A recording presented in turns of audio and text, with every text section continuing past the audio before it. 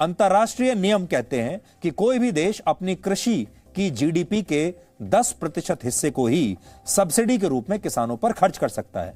और अमेरिका और कनाडा जैसे देश पहले से ही भारत पर इन नियमों के उल्लंघन का आरोप लगाते हैं। वो कहते हैं कि आप पहले से ही अपने किसानों को ज्यादा सब्सिडी दे रहे हैं, इसलिए एमएसपी को कानून बनाना स्थायी समाधान कभी नहीं हो सकता। प्राइस सपोर्ट की जगह अब देखिए क्या हो सकता है, तो आज हम सॉल्यूशन भी लेकर आए हैं। प्राइस सपोर्ट, इस पूरी व्यवस्था को कहते हैं प्राइस सपोर्ट। इसकी जगह अगर सरकार इनकम सपोर्ट किसानों को देती है तो यह तरीका काफी प्रभावी हो सकता है।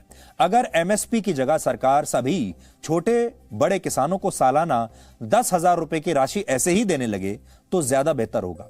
देश भर में इसे लागू करने का खर्च 1,40,000 करोड़ रुपए के आसपास बैठेगा और यह एमएसपी पर आने वाले खर्च से बहुत कम है। एमएसपी का खर्च जो हम आपको बता रहे थे 17 लाख करोड़ है और यह है लगभग 1.5 लाख करोड़। इसे दूसरे देशों के उदाहरण से आप समझिए।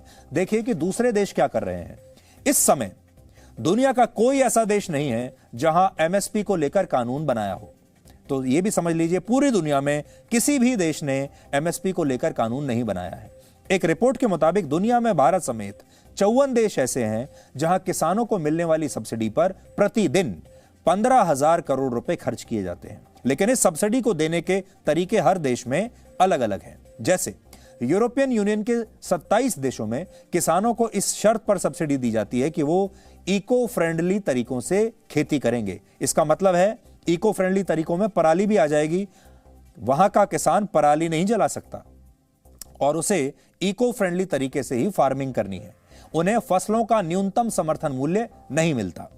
अमेरिका में एमएसपी जैसी कोई व्यवस्था है ही नहीं, लेकिन वहां सरकार किसानों की फसलों का बीमा कराती है, इंश्योरेंस, और इसका 80 से 90% खर्च भी सरकार ही उठाती है।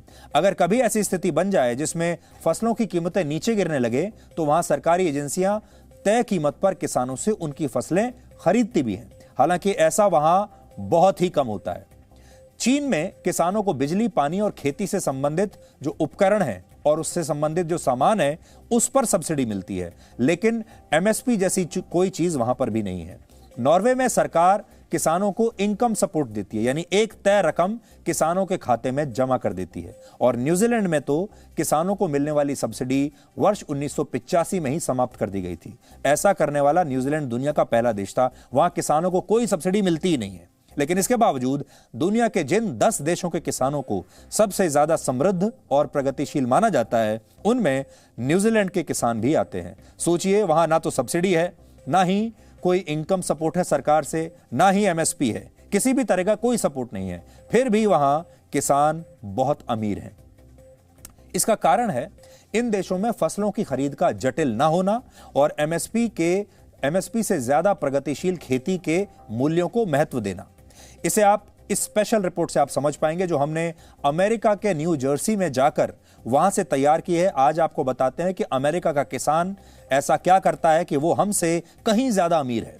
अमेरिका में किसानों को अपनी फसलें बेचने के लिए पहली बात तो यह है कि बिचौलियों का सहारा नहीं लेना पड़ता।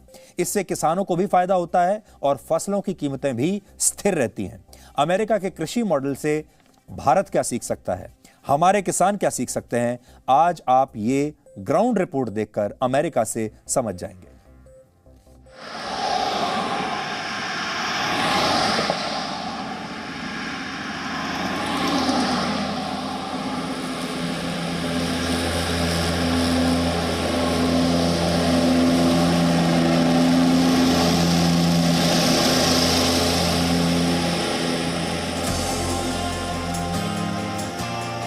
यहाँ आके सब्जी खरीदना, यहाँ आके फ्रूट्स खरीदना भारत से कैसे अलग है, मैंने सोचा ये भी पूछ लेता हूँ।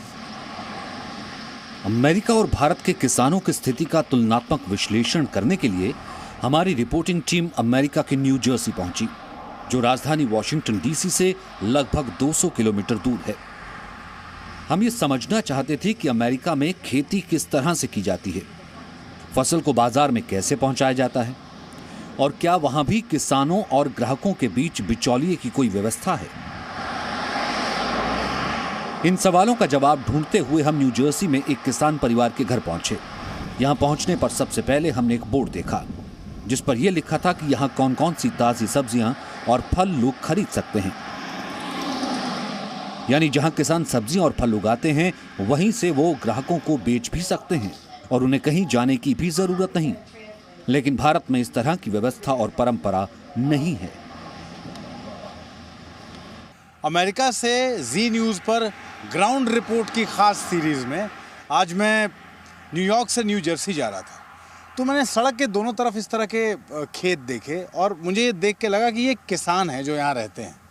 तो न्यू जर्सी की तरफ बढ़ते हुए मिडिलसेक्स काउंटी है और उस मिडिलसेक्स काउंटी में आप सड़क के दोनों तरफ अगर देखेंगे ना तो किसानों के खेत हैं।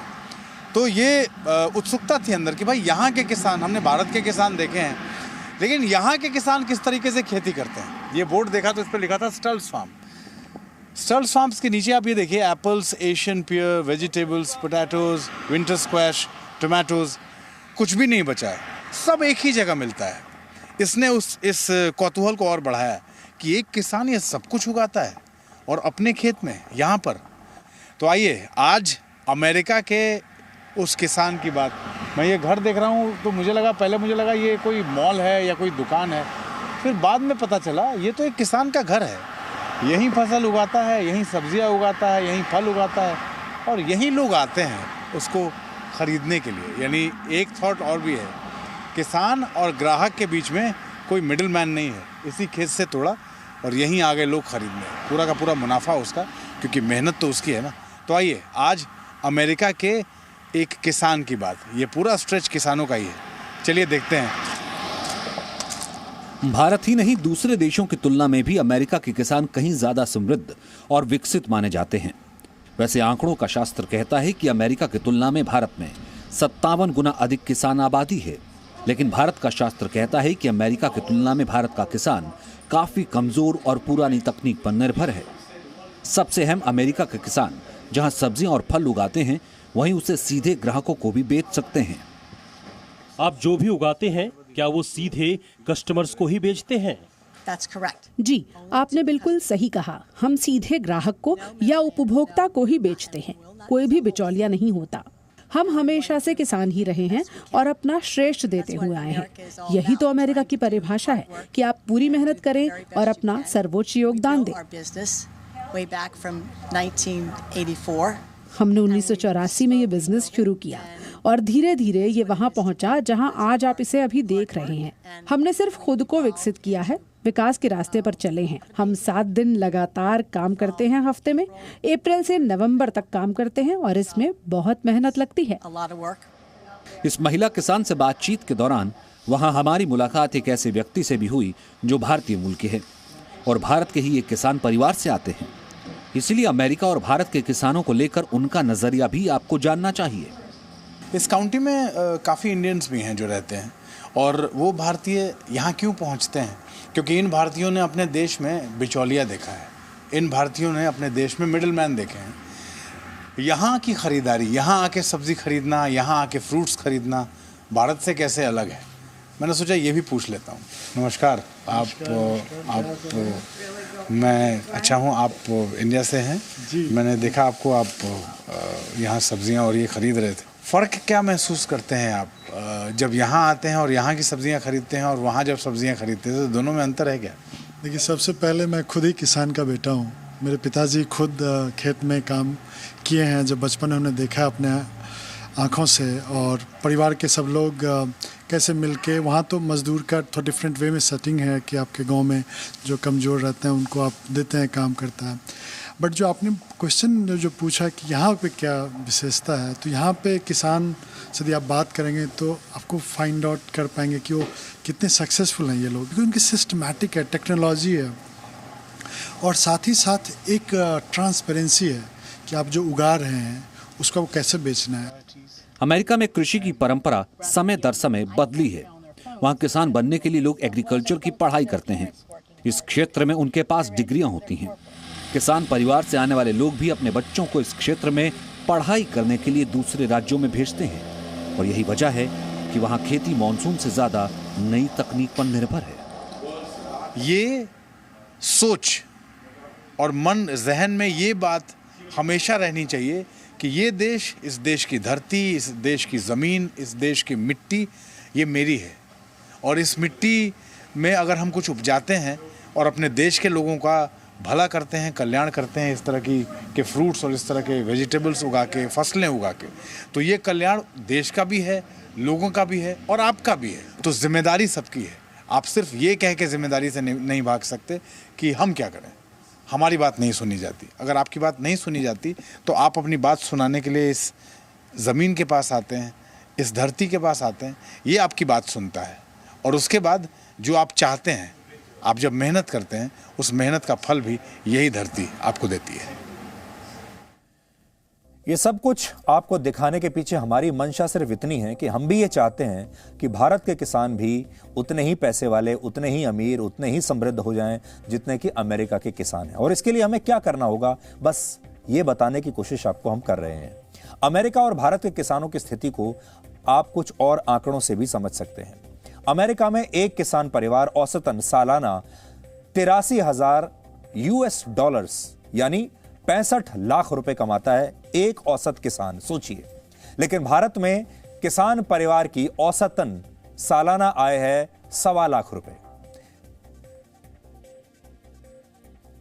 भारत की 135 करोड़ की आबादी में लगभग 15 करोड़ किसान हैं और देश की 60% आबादी किसी न किसी रूप में कृषि से जुड़ी हुई है।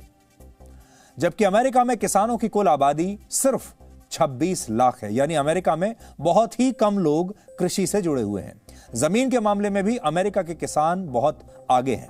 वहां एक किसान के पास औसतन 444 हेक्टेयर जमीन है और भारत में एक किसान के पास औसतन सिर्फ 2.5 हेक्टेयर जमीन है। तो सोचिए, कहां 444 हेक्टेयर और कहां 2.5 हेक्टेयर।